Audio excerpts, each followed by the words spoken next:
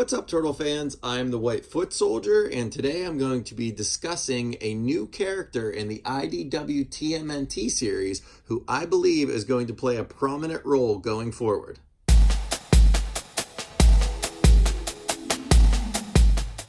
Her name is Yumiko, and she was first introduced, as far as her name goes, in issue 94. She was relaying a message from Leonardo to Splinter regarding Jenica, and also relaying a message in regard to the mafia and gangsters who were supposedly loyal to the Foot Clan, but are basically turning their back on the Foot Clan. So then later on in issue 94, we see Splinter going with Yumiko to basically attack Lupo and his men before another newly introduced character, Mongo, kills Lupo at Splinter's command. So Yumiko and Mongo are two names who were just introduced, in 94. So then I decided to go back and do some digging into some of the older issues, and I found Yumiko twice in issue 92, and I went even further back, and I found Yumiko in issues 80 and 79.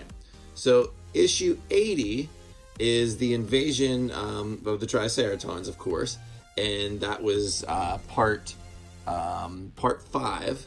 And basically during the invasion part, the turtles are fighting against the Foot, and they learn that Yumiko, who reveals this in there, so this was good to go back because so much happens in this series, and I actually forgot about this, but Yumiko reveals that she is in fact a Foot Elite Guard.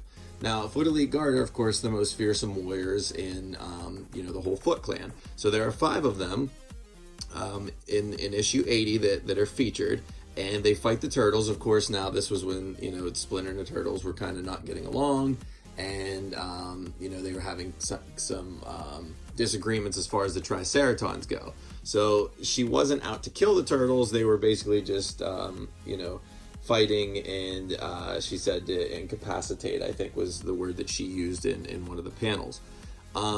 So we find out these 5 elite guards, and the fight of course ends with the TMNT on top. And then the last shot of her is when the TMNT transport the Triceratons to Burnow Island.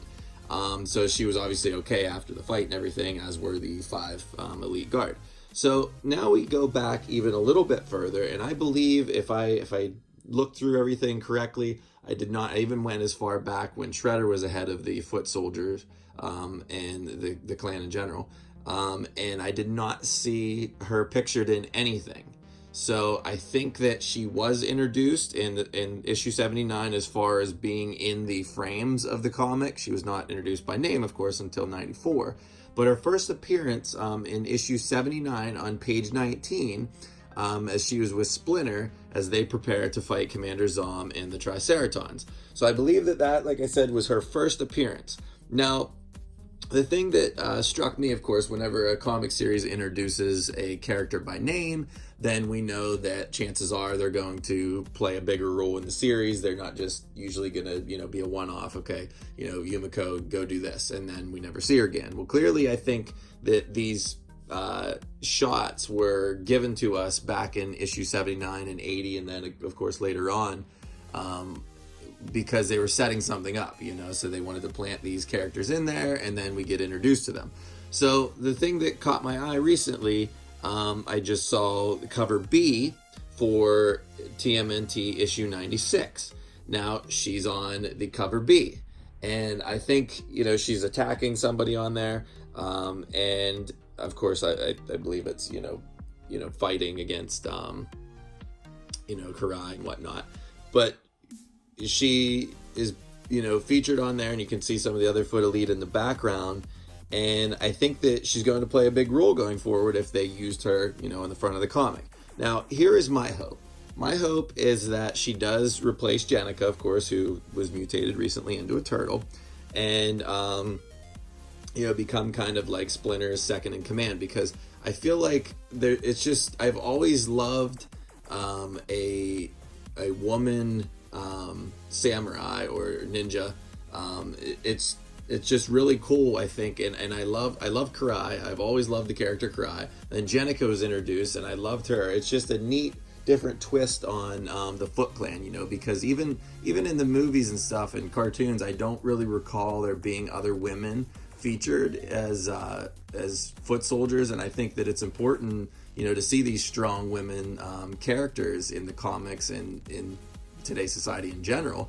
So I think that this is really awesome, and I really hope that IDW continues to use her in you know, more prominent role. And you know, like I said, seeing her on the cover really was what struck me. And I think that we're going to really find out her story, and I'm hoping that it would be really cool, even if it's not an issue at some point, if we see, you know, I know that with time constraints and money and things, we probably aren't going to get a micro series of her necessarily, but I love background stories and origin stories, and I would love to see where she came from, how did she join, because we got a taste of that with Jenica, and I think that it just adds a lot because you can relate to the character when you see their origin story. And so I'm hoping, you know, we get 1, maybe 2 pages explaining where she came from. How did she become an elite guard? I think that would be really cool. And we're going to find out this Wednesday, July 31st, TMNT 96 hit stores. So be sure to pick up that issue, and we will find out what kind of role Yumiko is going to be playing going forward. So thank you so much for listening, and keep it here for more TMNT news and reviews.